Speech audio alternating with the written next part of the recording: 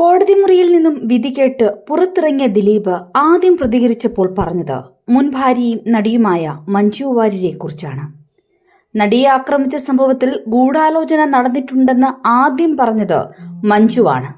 അന്നു മുതലാണ് തനിക്കെതിരെ ഗൂഢാലോചന നടന്നത് എന്നാണ് ദിലീപ് പറഞ്ഞത്. അവർക്കൊപ്പം മുതിർന്ന വനിതാ പോലീസ് ഉദ്യോഗസ്ഥയും ചേർന്നു. തന്റെ പ്രതിച്ഛായയും കരിയറും നശിപ്പിക്കുവാൻ വേണ്ടി തനിക്കെതിരെ നടന്ന ക്രിമിനൽ ഗൂഢാലോചനയാണ് ഇത് എന്നായിരുന്നു ദിലീപിന്റെ പ്രതികരണം. എന്നാൽ എന്താണ് അന്ന് മഞ്ജു പറഞ്ഞത്? നടിയെ ആക്രമിച്ചത് ക്രിമിനൽ ഗൂഢാലോചനയാണെന്ന് ആദ്യം ഉറപ്പിച്ചു പറഞ്ഞത് നടി മഞ്ജു വാര്യർ തന്നെയാണ്.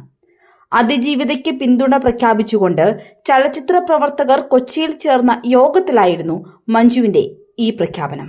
ക്രിമിനൽ ഗൂഢാലോചന എന്നൊരു സംശയം പ്രകടിപ്പിക്കുകയല്ല മഞ്ജു ചെയ്തത്, പകരം നടന്നത് അതാണെന്ന് ഊന്നി പറയുകയായിരുന്നു.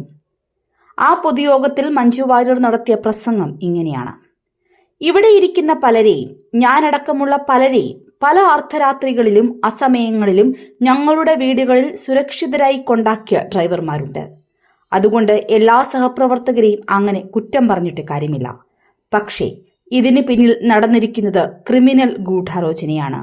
ഈ ഗൂഢാലോചനയ്ക്ക് പിന്നിൽ പ്രവർത്തിച്ചവരെ നിയമത്തിന് മുന്നിൽ കൊണ്ടുവരുവാനുള്ള പ്രവർത്തനങ്ങൾക്ക് അങ്ങേയറ്റം പൂർണ്ണമായി പിന്തുണ നൽകുക എന്നതാണ് നമുക്കിവിടെ ചെയ്യാൻ സാധിക്കുക. അതുമാത്രമല്ല, ഒരു സ്ത്രീക്ക് വീടിനകത്തും പുറത്തും അവൾ പുരുഷന് നൽകുന്ന ബഹുമാനം അതേ അളവിൽ തിരിച്ചു കിട്ടുവാനുള്ള അർഹതയുണ്ട്. ആ ഒരു സന്ദേശമാണ് ഞാനിവിടെ എല്ലാവരെയും അറിയിക്കുവാൻ ആഗ്രഹിക്കുന്നത്. നമ്മുടെ സമൂഹത്തിന് എല്ലാ നന്മകളും ഉണ്ടാകട്ടെ എന്ന് എല്ലാവരോടും അഭ്യർത്ഥിച്ചുകൊണ്ട് നിർത്തുന്നു. നന്ദി. കേസിലെ മുഖ്യസാക്ഷികളിൽ ഒരാളായ മഞ്ജു കോടതിയിൽ നൽകിയ മൊഴികൾ ഇതുവരെയും പുറത്തു വന്നിട്ടില്ല എങ്കിൽ കൂടിയും അന്ന് നടത്തിയ ഈ വാക്കുകളിൽ നിന്നും വ്യക്തമാണ് അവരുടെ നിലപാട്. കോടതി വിധിയിലൂടെ മാത്രമേ ഈ മൊഴികൾ ഇനി പുറത്തു വരികയുള്ളൂ. 2017 ഫെബ്രുവരി 17 രാത്രിയാണ് കൊച്ചിയിൽ കാറിൽ വെച്ച് നടി ആക്രമിക്കപ്പെട്ടത്. അന്ന് തൊട്ട് ഇന്നുവരെ ആ നടിക്ക് എല്ലാവിധ പിന്തുണയും നൽകി കൂടെ നിൽക്കുന്ന ചുരുക്കം ചില സഹപ്രവർത്തകരിൽ ഒരാളാണ് മഞ്ജു വാര്യർ. അതിജീവിതയ്ക്കൊപ്പം മാനസികവുമായ പിന്തുണ നൽകി നിൽക്കുന്ന പലരും പിന്നീട് ചലച്ചിത്ര സിനിമാ ലോകത്ത് വേട്ടയാടപ്പെട്ടിട്ടുണ്ട്. പലർക്കും അവസരങ്ങൾ നിഷേധിക്കപ്പെട്ടിട്ടുണ്ട്. ചിലർ അതിൽ തകർന്നപ്പോൾ മുടി മാറ്റി കുറ്റാരോപിതനൊപ്പം ചേർന്നു. മറ്റു ചിലരാവട്ടെ സ്വന്തം ഭാവി പോലും നശിപ്പിച്ചുകൊണ്ട് അതിജീവിതയ്ക്ക് ഒപ്പം നിന്നു.